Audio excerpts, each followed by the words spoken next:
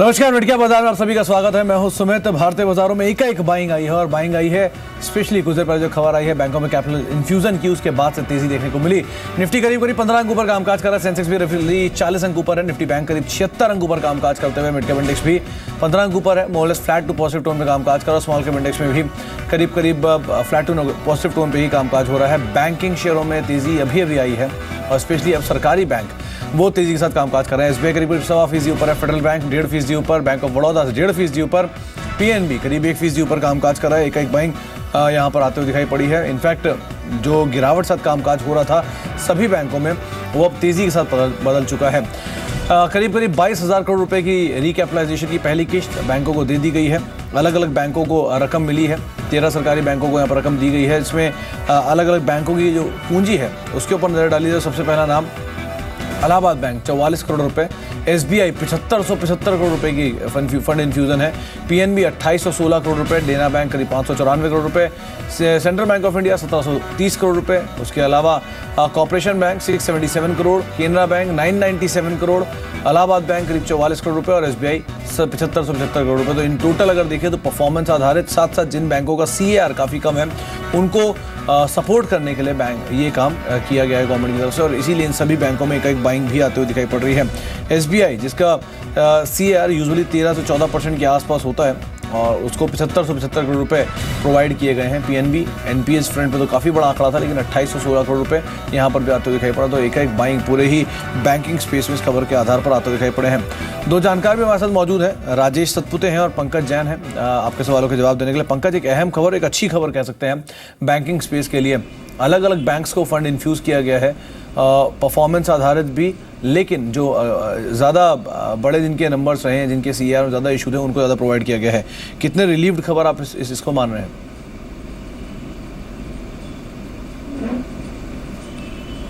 नमस्कार सुमित, देखो एक एंटिसिपेटेड खबर थी। आई थिंक मार्केट में इसका आभास काफ़ी पहले से था and it has been done और फर्स्ट रैंच आई है। I think that is the reflection, उसकी रिफ्लेक्शन हमारे को स्टॉक प्राइस में देखने को मिल रही है। सो all in all I think it's a positive move और आई थिंक आने वाले वक्त में एक और ट्रेंच इन बैंक्स को मिलेगा और ख़ासतौर से जो वीकर बैंक्स है, खासतौर से इलाहाबाद बैंक, देना bank, central bank of India, I think उनके लिए ज़्यादा ज़रूरी था ये रिकैपिटलाइजेशन इमीडिएट बेसिस पे। सो all in all I think it's a positive move और बैंकिंग स्टॉक जो काफ़ी पिछले 2-3 हफ्तों से काफ़ी स्ट्रॉन्ग मूव में चल रहे थे, आई थिंक उनको एक और लेग अप देखने को मिलेगा। जी चलिए, इसके अलावा अब कुछ दर्शकों से ही बातचीत करेंगे, लेकिन उससे पहले अगर आप इस कार्यक्रम का हिस्सा बनना चाहते हैं, हमारे दोनों जानकारों से सवाल पूछना चाहते हैं, तो आपको करना सिर्फ इतना है कि अपने मैसेज राइटिंग बॉक्स में जाके मिडकैप लिखना है, अपना सवाल लिखना है और उसे एसएमएस कर देना है 57575 पर। और साथ ही साथ दो नंबर्स भी ओपन है। पहला नंबर हमारा टोल फ्री नंबर है 1800-180-3545 और 012042582237। इन दोनों ही नंबर्स पे आप कॉल भी कर सकते हैं और साथ ही साथ व्हाट्सएप के जरिए भी आप हमें सवाल भेज सकते हैं 7840020000। ये हमारा व्हाट्सएप का नंबर है। पहले दर्शक अंकित हमारे साथ मौजूद भी है बातचीत करने के लिए। अंकित जी नमस्कार। नमस्कार सर जी। नमस्कार अंकित जी, क्या सवाल आपका पूछिए। मेरे पास केपीआईटी के शेयर्स हैं, 400 शेयर्स हैं मेरे पास 176 की प्राइस पे जी, और इसकी आगे की मतलब मैं 6 महीने होल्ड करने कर सकता हूँ, तो इसके बारे में कुछ बता सकते हो? ओके सर, रिसेंटली केपीआईटी की मैनेजमेंट ने अपनी गाइडेंस को डाउनवर्ड साइड पर रिवाइज किया, तो उसके बाद से भी कॉल यहाँ पे आते हुए दिखाई पड़ी। 3% नीचे भी शेयर कामकाज कर रहा है। राजेश, क्या राय रखते हैं आप केपीआईटी को लेकर? 190 के स्तरों पर 176 पे खरीदारी है इनकी, 400 शेयर हैं, क्या कर सकते हैं? देखिए, मुझे लगता है आपको होल्ड रखना पड़ेगा क्योंकि केपीआईटी का जो वीकली चार्ट है, जो आप 3-4 महीने की बात करें, तो इसलिए मैं थोड़ा सा ब्रॉडर पर्सपेक्टिव में देख रहा हूँ। एंट्री थोड़ी गलत हुई है आपकी क्योंकि टेक्निकली इसका जो सपोर्ट बनता है वो रफली 126-27, we are on the lower side of the support. 135-36 का भाव है। इसका जो रेजिस्टेंस था वो रफली था 190 के आसपास, तो वहाँ से करेक्शन है। तो मुझे लगता है फिलहाल के लिए आप होल्ड रखिए। एवरेज करने की मैं यहाँ पे बिल्कुल सलाह नहीं दूंगा क्योंकि काउंटर में स्ट्रेंथ अभी फिलहाल नहीं है, तो it's better you wait because you don't have any options as such. मुझे लगता है एक टेक्निकल पुल बैक मिलेगा रफली 165 to 170 तक का, उसमें आप एग्जिट कर लीजिए। तो आपको राय दिया चुकी है केपीआईटी टेक को लेकर करीब 3% के आसपास की गिरावट यहाँ पर देखने को मिल रही है। बातचीत करने के लिए हमारे साथ विपुल चौधरी हैं, गांधीनगर से अगले दर्शक हैं। चौधरी साहब नमस्कार। नमस्कार सर। नमस्कार चौधरी साहब, क्या सवाल आपका पूछिए। हाँ सर जी, मेरे पास बायोकॉन के 470 पे 400 सेल लिए मैंने। ओके, और टाइम फ्रेम क्या रखते हैं उसमें? हाँ जी सर। टाइम फ्रेम क्या रखते हैं, कितने समय के लिए आपका निवेश है? अभी तो मैं 6 महीना 12 महीना तक रख सकता हूँ जी। एक अपडेट ये है बायोकॉन को लेकर कि इसके नतीजे आने वाले हैं 21 तारीख को, तो आप नतीजों को ज़रूर ध्यान रखिएगा किस तरह के आंकड़े आते हैं। हालांकि 2 दिन की बैठक होती है इनकी, तो 21 तारीख को अगर मेंशन करते हैं तो 22 की सुबह आपको दिखाई पड़ेंगे। क्या राय रखते हैं पंकज आप बायोकॉन को लेकर? 471 में खरीदारी है, 400 शेयर इनके पास है। देखो, since he is a longer term committed investor, had it been a short term trading kind of move, तो हमने देखा है कि अभी हाल ही में पिछले 10 एक दिन में बायोकॉन में छोटी मोटी करेक्शन देखने को मिली। अपने शॉर्ट टर्म मूविंग एवरेज जो 20 डे 50 डे डीएम में है उसके नीचे ट्रेड करना चालू किया है। But that does not auger कि जो स्टॉक ने जो स्ट्रेंथ दिखाई है पिछले 1 साल में, जो एक आउट परफॉर्मेंस दिखाई है viz all pharmaceutical stocks, I think वो बरकरार है। जो इसको नए परमिशन मिली है, जापान मार्केट में इंजेक्टेबल ड्रग्स के लिए परमिशन मिली है, I think those are all pretty positive and on a longer term basis I think the stock should continue to do well. तो मेरे को लगता है कि आप इस स्टॉक में बने रहिए। जो नतीजे आए हैं पिछले 2 क्वार्टर के काफ़ी पॉजिटिव ऑप्टिमिस्टिक नतीजे आए हैं एंड आई एम श्योर इस क्वार्टर के नतीजे भी अच्छे आएंगे। So all in all given a 6 to 1 year kind of move, I think in spite of kind of smart money you are making, आप इस स्टॉक में बने रहिए।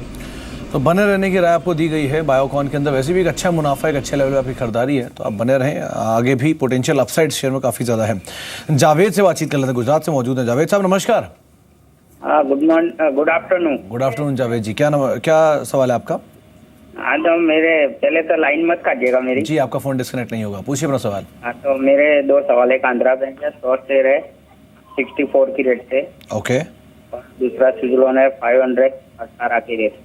ओके राजेश, सवाल पहला तो आंध्रा बैंक पर है। 64 रुपये के भाव पे खरीदारी है, 100 शेयर है, नहीं खरीदारी से बहुत दूर नहीं है, 5 रुपये नीचे कामकाज कर रहा है।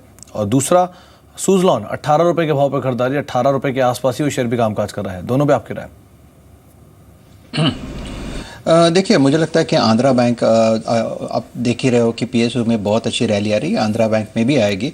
हालांकि 64 के आसपास का हाई बना के ये रिट्रेस हो रहा है। मुझे लगता है यहाँ पे current price 59.95, max it can correct up to 56 odd level. लेकिन ओवरऑल अगर आप इसका स्ट्रक्चर देखो तो बहुत पॉजिटिव है। मुझे लगता है it's a buy on dip counter.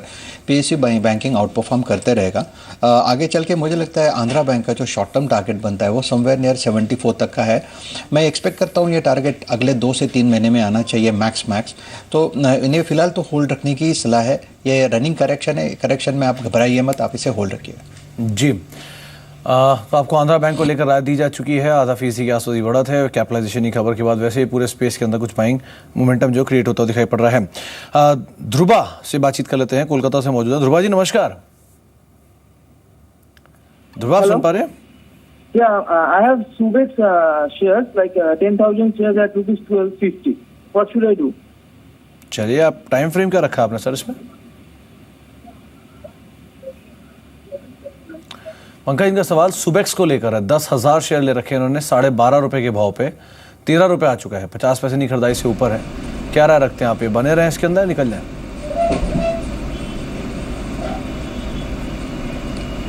देखो, मेरे को लगता है सुबेक्स में कैपेबिलिटी है on a short to medium term basis 15 से 15.5 रुपये जाने की। Company has been showing shades of कि एक टर्न अराउंड देखने को मिला है। पिछले अगर 2-3 क्वार्टर की बात करें, आने वाले क्वार्टर में देखने वाली बात है कि अगले 2 क्वार्टर में क्या जो एक स्मॉलिश टर्न अराउंड जो देखने को मिला है, वेदर इट्स कंटिन्यूज और नॉट। बट जिस तरह की खबरें आ रही हैं, जिस तरह का एक मूव देखने को मिला है 9-9.5 रुपये से, मेरे को लगता है कि स्टॉक कैपेबल है to rise from current levels. तो आप इस स्टॉक में बने रहिए और मेरे को लगता है कि एक डीपेस्ट स्टॉप लॉस 9.5-10 रुपये का इसमें रखना चाहिए अगर आप ट्रेडिंग मूव देखने। अन्यथा अगर आपका एक medium to longer term strategy है, I am pretty sure stock is capable of going to about 16 rupees in medium term. चलिए, तो 16 रुपये से ऊपर जाने की पोटेंशियल है शेयर के अंदर। आपके लड़ाई कि आप बने रह सकते हैं, लेकिन बहुत कॉशियस अप्रोच के साथ रखिएगा। जैसे जैसे नंबर्स आ रहे हैं उनके आधार पर अपनी पोजीशन को आप देखिएगा, वैसे भी आपको मुनाफा हो रहा है। बातचीत करने के लिए हमारे साथ विनय है, हैदराबाद से मौजूद हैं। विनय जी नमस्कार। विनय, आप सुन पा रहे हैं? यस जी विनय जी, क्या सवाल है, पूछिए। Sir, I have RCF of 1000 quantity okay, at the rate of 47. Time frame? around 6 months. 6 months, okay. Rajesh, इनका सवाल है 6 महीने के लिए इन्होंने आरसीएफ के शेयर ले रखे हैं, 1000 शेयर हैं। आप क्या राय रखते हैं, क्या कर सकते हैं आरसीएफ में? देखिए, बहुत बढ़िया वीकली चार्ट है और इसका जो सपोर्ट बनता है वो रफली है 48.50 which is nothing but it's 200 weeks moving average. जब कभी काउंटर वीकली मूविंग एवरेज से निकलता है, 200 वीक्स मूविंग एवरेज से निकलता है, तो जनरली उसका जो स्ट्रेंथ है वो आगे चल के कंटिन्यू होता है। हमने एक ब्रेकआउट भी देखा था और उसके बाद एक 55 तक का, एक 54-55 तक का मूव देखा था और उसके बाद ये मूव रिट्रेस हो रहा है। तो मुझे लगता है there is nothing to worry as far as the chart is concern. आपका स्टॉप लॉस जो है वो समवेयर नियर 44-45 के आसपास पोजिशनली रखिए, क्योंकि इसका जो टारगेट बन रहा है on A positional basis next 2 to 3 months के हिसाब से मैं यहाँ पे बात करना चाहूँगा। अबाउ 48-49 और लेवल्स मुझे लगता है 64-65 का टारगेट आना चाहिए। So it's a medium term outlook इसका पॉजिटिव है, आप इसे होल्ड रखिए। जी, तो आपको राय दी गई है आरसीएफ को लेकर। वैसे भी मानसून इस तरह के आंकड़े आए हैं, उसके लिहाज से भी काफ़ी हद तक बेहतर नंबर शायद कंपनी अगले तिमाही के अंदर पोस्ट करे। जिग्नेश से बातचीत कर लेते हैं, सूरत से मौजूद है। जिग्नेश जी नमस्कार। नमस्कार। नमस्कार जिग्नेश साहब, क्या सवाल आपका, पूछिए। मेरे पास बगेरिया केमिकल के 200 शेयर है, 214 के भाव में। किस भाव पर? 214 के भाव पर।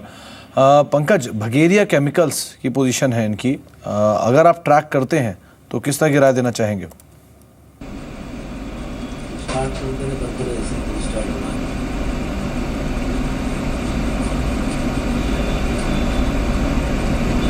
Sorry, Sumit, I'm not able to find this stock on the charts. I'll pass it. Rajesh, अगर आप इसके चार्ट्स देख पा रहे हैं, बगेरिया इंडस्ट्रीज के नाम से ये शेयर ट्रेड होता है, 530803 इसका बीएससी कोड है। क्या आप इसे देख पा रहे हैं? 160। देखिए, Baghera, actually Baghera chemical is the name, not Bagheria. मैं भी ढूंढ रहा था इसमें। देखिए, इसका जो वीकली पैटर्न है वो पैटर्न के हिसाब से इसने टेक्निकल ब्रेकआउट दिया था रफली 90 के आसपास, और इसका जो टारगेट बनता था वो था 160 का टारगेट इसने हिट किया है। तो मुझे लगता है कि इसमें प्रॉफिट बुकिंग आनी चाहिए। और इनफैक्ट इसमें और एक चीज़ मैं ऐड करना चाहूँगा, काउंटर इलिक्विड है, तो इलिक्विड काउंटर में प्रेशर आ सकता है, तो इट्स बेटर आप इसमें से एग्जिट कर लीजिए। किसी और, जैसे आरसीएफ की बात की, मुझे लगता है कि that is a better counter. Baghera clear cut, it's exit call from me. तो आप ऐसे शेयर से दूर रहिए जिसमें थोड़ी लिक्विडिटी का इशू है। आपको आरसीएफ जैसे विकल्प बताए गए हैं जहां पर आप निवेश कर सकते हैं, वो ज़्यादा बेहतर विकल्प आपके लिए हो सकता है। इस छोटे से ब्रेक का वक्त हो गया, ब्रेक के बाद लौटते हैं, कुछ और दर्शकों से हम बातचीत करते रहेंगे और साथ ही साथ कुछ और शेयर भी आपको बताएंगे जहां पर एक जोरदार उछाल देखने को मिला पिछले 3 महीने के दौरान। कौन से वो शेयर जो कि 3 महीने में फर्श से अर्श की तरफ चले गए हैं।